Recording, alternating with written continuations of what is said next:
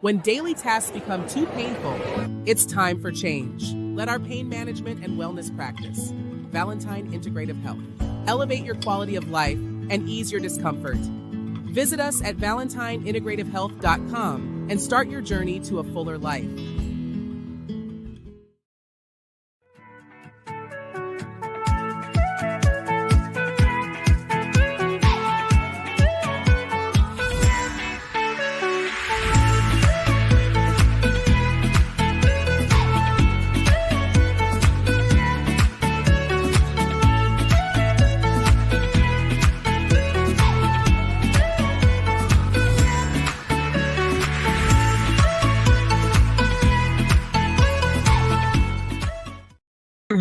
Welcome to the Allison Marc Podcast, Married in Media.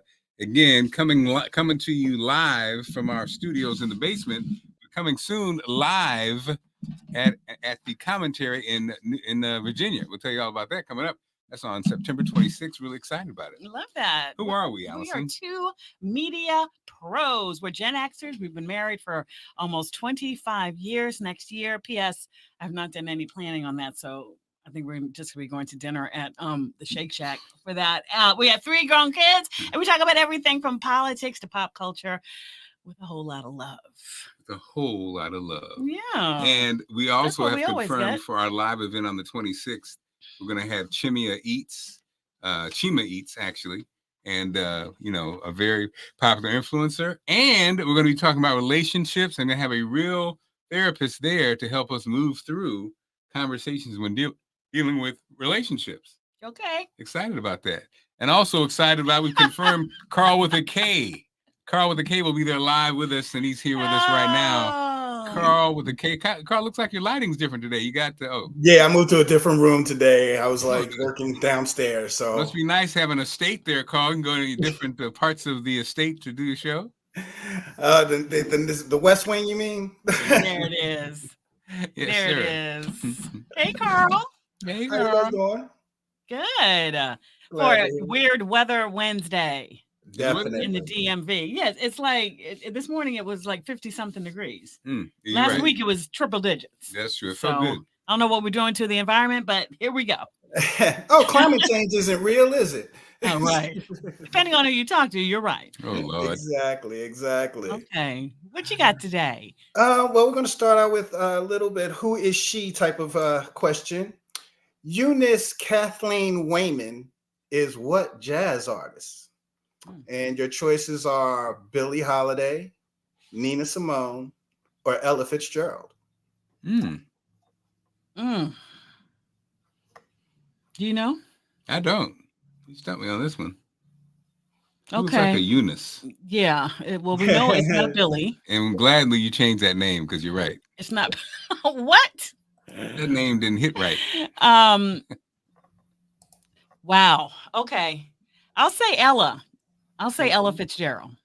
I'm with you. Nina Simone. Really? Nina Simone. Okay. Wow. And we recently watched her documentary. What was it called? Where Did You Go, Miss Simone? Yeah. Okay. I'm not surprised. She's someone who will reinvent. And Eunice, yes, you didn't. Yeah, Eunice, no. She would have rocked any name, but yeah, Nina is better. Nina is much better. Yeah. Nina is much better. Next up, since we're having a little bit of political stuff going on in the world, what year did the Congressional Black Caucus form? And the weekend is coming up too. Right. That's what made me think of it. Yeah. Now I'm not going to be able to pull this one out of the sky. I think 1967 seems like it to me. Oh, okay. Close. I'll go later. I'll say. Let me see. 68. Actually, 71. Okay. It was 71, and of course, Shirley Chisholm was the only woman on it at the time. Wow. And most of the that's when they first formed it. So a little bit. So when you go down there, you can let them know that you know now. Is anybody still alive? That's on the original. I don't think so. Now that I think about, well, no, because I know, he passed. I was just thinking of Charles Rangel because I think he was a member originally. But yeah, I don't think anyone from then is still alive. Carl, was it a moment? Was it around something after an election? Do you know what's the history of it? I don't know the whole history of it. I think it was just at that time that you had. I think Shirley was probably one of the first ones to vocalize that they needed to do something. Yeah. Being a Black woman, she was like, okay, at least I can get with these Black men, right, and do something. So I think that's how it originally started. Wonderful. Because shortly after, I think maybe not like the Hispanic Congressional Caucus was formed. I think in the 80s. Oh wow! Okay, did not know that. Yep. And finally, we're not doing good. All right. Fortunately, I'm not keeping records yet. Okay. Right. Who was the first Black woman admitted to the Masters Golf Club? Now, Carl, correct me if I'm wrong. Is this normally not? Oh, you did a multiple choice with the jazz singers. Okay. Mm-hmm. First Black woman. Oh, okay. I'll give you a couple. Althea Gibson. That's tennis, I think. Actually, Althea Gibson is the first Black professional woman golfer. Oh, what? LPGA. Tennis. Okay. Wasn't she tennis too? She was tennis too. She won Wimbledon, but she was also the first Black woman who. Oh my God. Yes. And she made a serious macaroni and cheese. Really? Green, world class. Okay, go ahead now. I'm out of this one. I don't know. No, you're not. You're about into it as I am. It was okay. Let's think about it this way. The first person to win was Tiger. Okay. So it's in the realm of us being around. Oh. And Black. Wow. Sadly, you said a Black woman, Carl? Black woman. And I'll tell you about the Black man in a minute. My apologies. Okay, well, that should have been a Google break while Carl's at his home. She's calling right now. It's me. Man, I feel bad because I can't even name any Black women golfers right now. Sadly. Condoleezza Rice? Yep. What? Carl, now I know you lying, Carl. Nope.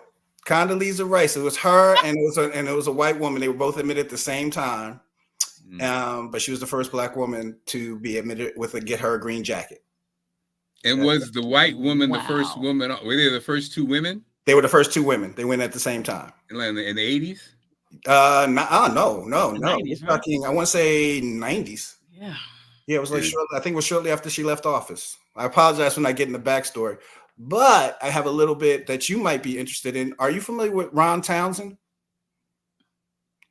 He was an upper mucky muck with Gannett Corporation. He was my general manager when I was at WUSA. Oh, Ron Townsend. Okay. Yeah. I was like, the name sounds familiar, but it's so many names swirling in my brain. Right. You might have heard the name in the hallways while I was saying that. But he was the first Black man admitted to Masters. Really? Yeah. Wow. This is recently. Right. Yeah. We're not talking about playing. We're talking about becoming a member. Okay. Okay. Oh, got you. Okay. Yeah. Yeah. Wow. Condoleezza Rice. Is Tiger Woods a member? I'm sure he is after winning. I think that's like an automatic. Okay. Wow. They basically kept their racism, baby. They said never mind. When they did the sponsors, they just did sponsorships.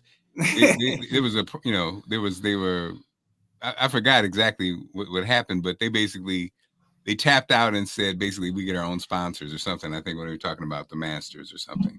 Right. So they can have control. So yeah, they didn't want it. Yeah. That's what's my man's name? Malcolm Gladwell. Are you into his revisionist history podcast? No, I haven't. Oh my gosh, you're gonna love it. Yeah. It's called Revisionist History. Malcolm Gladwell does it, and he's talking about golf courses and how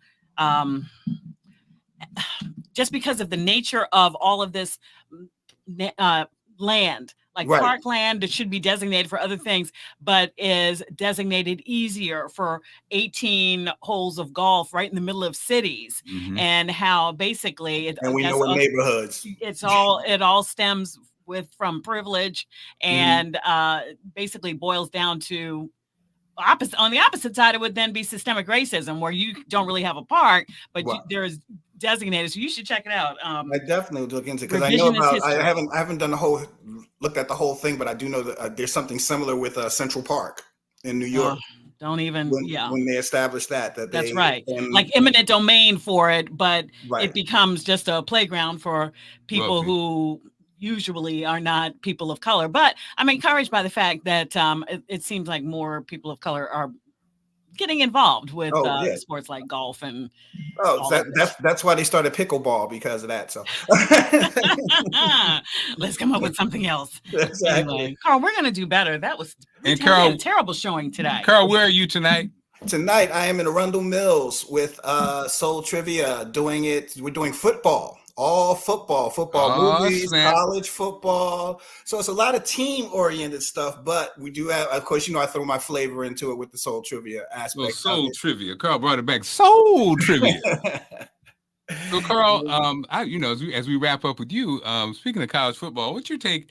The Deion, I'm fascinated by the Deion influence in college football and what's going on. Mm-hmm. And I'm just curious your take as somebody who's a trivia guy and knows a whole bunch of stuff. I'm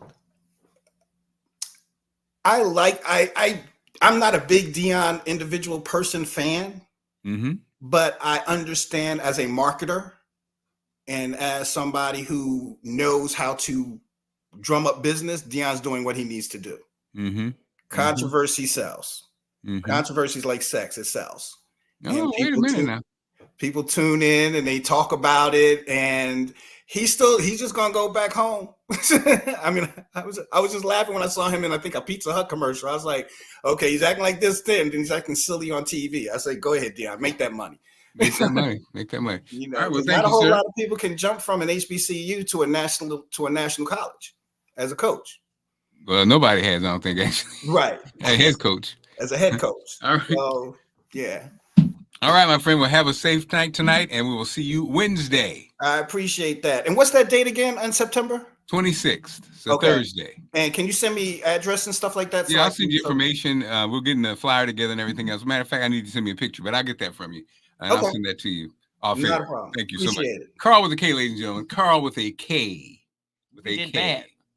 It's okay. We used to do bad on that. The trivia. Yeah, we did. I like it when it's multiple choice, but I did not think that was Nina Simone's given name. Eunice? I did not. Eunice, get off that woman grass. Yeah. No, it doesn't ring the same. Yeah. So, babe, I put this topic in because you were cracking on me. You're saying that I've been arguing lately. So, what's your arguing language? We've been married for almost 25 years. And I thought I was curious about the arguing language, babe. What's our arguing language? This is you. And this is me. Right. Right.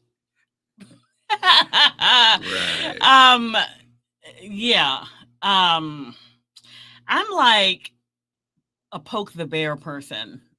Like, I like to be super duper mellow. I've always said, I say to the kids all the time, to you all the time, I never once was like, I want to be able to tell somebody they got to do this, or like put a honey-do list together and do this, whatever. I don't want to tell anybody to do anything, nor do I want to be told to do anything either. So when we get into our discussions or disagreements or then arguments, I'm trying to like be over here, be whatever, until it just gets to a point where I don't feel like I'm being heard. And then for me, it'll get elevated, and all that does is get you elevated. And then, so it's typically it's not normally a quick thing. We got to go through our whole like roller coaster of it before we get to the other side. Well said, babe. Yeah. Well said. I think our styles though are, we don't say things to hurt each other. We never have been the kind. Oh, yeah. Some people argue. I think they argue. I call it arguing out of bounds. They will say something in an argument that they not necessarily mean, but just to kind of like get a reaction, right? And hurt somebody. And I think we definitely, what we share is we don't do that. No. Don't do that. We don't call names. We don't, be like, F you, never. Because I think we're similar in that. Never. We feel like if you said it, you said it. I think that's the other part. I think we take our words seriously. Mm-hmm. And I think that's the thing. Some people, I think they probably how you're raised has a big impact on that. So we take our words seriously. So Mark never forgets anything that anyone said to him. I wouldn't say that. Yeah. I wouldn't say that. The other day you pulled out something that you said, well, like you said, an argument that we had in 2002. I was like, I did not say an argument in 2002. I'm supposed to be the one holding on to like. No. I'm not holding on to it. Since 2002. But what you say, like you say, so what we say, Allison, you don't like confrontation. I do not. You never fight with your best friends. I do not. You never argue with your best friends. I don't like to fight with friends. When we say fight, like I don't even want to look. Yeah, it's not my energy. So with me, I actually hate it. I don't look at it as a fight. You say hold on to. Actually, I'm actually listening and I'm locked into the conversation. What I realize is sometimes a lot of times people are not, right? So it's almost like they're not as involved as I am. Mm-hmm. You know what I mean? And I think that's what happens a lot of times too. It's almost like I really have thought about it. I am thinking about it. So when you say something, I really listen to what you just said. I don't just like, you know what I mean? Because sometimes you can say, I think it's funny when people talk. Some people, they don't even really listen when people are talking. You could see that they're thinking of what they're going to say to what you're saying. Right. And then you never have. But they're not hearing. They're not hearing because they're not really listening to what you're saying. They're like thinking, okay, I'm going to counter with this. You know what I mean? But I actually am listening and paying attention, even though sometimes people don't think I am. I really am, because I really am doing that. So I think that your body language sometimes betrays you too. Yeah. Like you say, what I'm excited about is like when you go on social media, there's 1,000 memes with like, when your wife comes in the room and her face is like this, but she's saying good job, and it's not, so it seems like that's a common thread. Like, husbands are at times super sensitive to the facial expression or the nonverbal things, and then that starts an argument. That happens with us. Right. And so my face betrays me, and mine does too. Yours does too, and you're elevated. If I'm not smiling, I look serious, right? Look. Yeah, but you get a whole thing. Your eyes do get more furrowed. Your lip starts to quiver a little bit. You get really serious. Yeah, so like people that. Like, yeah. So then it's like, oh, he's mad, but it's not really not that mad. I'm just like focused on the thing. Right. But again, we thought we'd throw that out there and see if people would say, oh, wait a minute, we only have 2 people listening right now. So let me ask you this. So where are we? Are we on any Facebook platform right now? No, we're not on. We're on the Allison and Marc. I don't think we're even on that. Nope, you're right. The little flags up there. Yeah, so that's why. Yeah. Well, just want to. Okay. Anyway, okay. So what's going on out there in the world? We're getting ready for this first debate between the 2 presidential candidates. How do you think this is going to go? Bad. No. I think it's going to be a wash. I think Kamala is going to mop the floor with Donald Trump, former president. But so you think it's going to be a wash, or you think she's going to win the debate? She's going to definitely win the debate. I think it's not even going to be close. So do you think that it's going to matter at all? It doesn't. Donald Trump says it really doesn't matter. People know doesn't who we matter are. Because the people who are going to vote for Trump are going to vote for Trump. People are going to vote for Harris. Maybe not. I think she will gain. Put it this way. I think she'll win the debate and gain some support. Okay. Because I think. Do you think it'll change anybody's mind?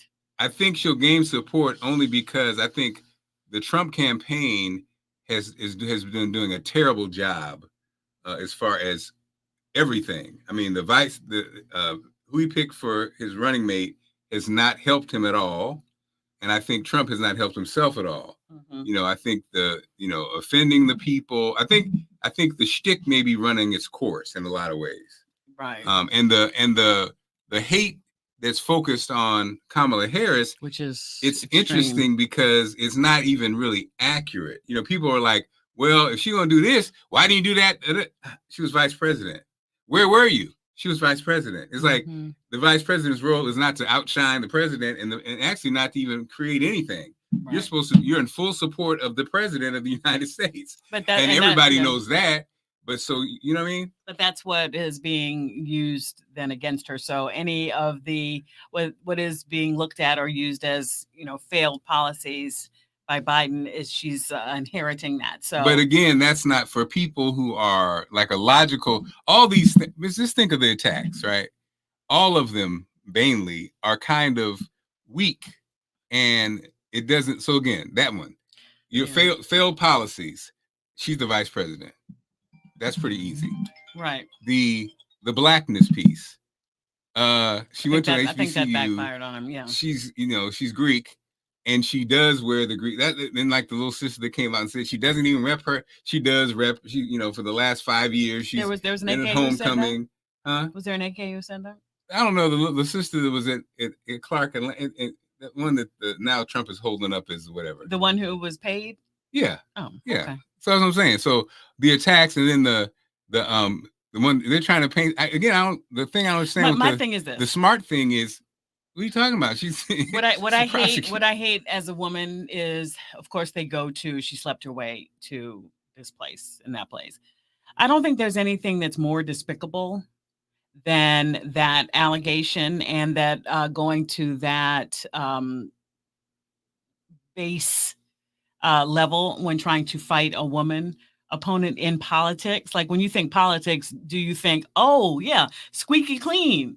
Oh, okay, nothing's going to happen. But I'm going to tell you something. Had they found something that was salacious, we would hear about it. I think in the era of President Trump, the way that he speaks and the way that he is a name calls and the way that he does all that, I think a lot has now gone out the window. It's all out the window. Yeah, and that's why when you hear people say it, that people that you expect more from, it's very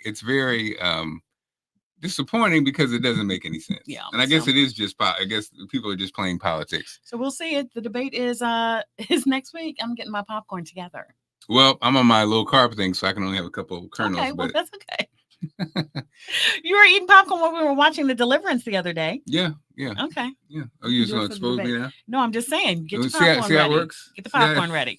Okay, so did you figure this out? How can we get back on Facebook? I cannot. I have not figured it out. All right. If you don't know, Mark's Facebook was hacked for the one person who is here with us today.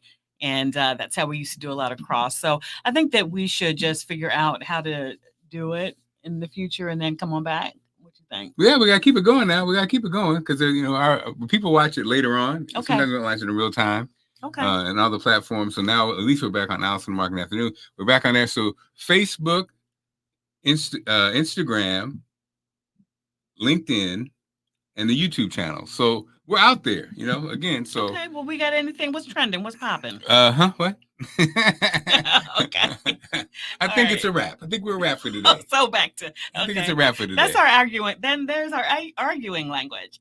Because that is a wrap then. I think it's a wrap. Okay, yeah. Well, we love y'all. And we're sorry. What happens is I take a nap in the day.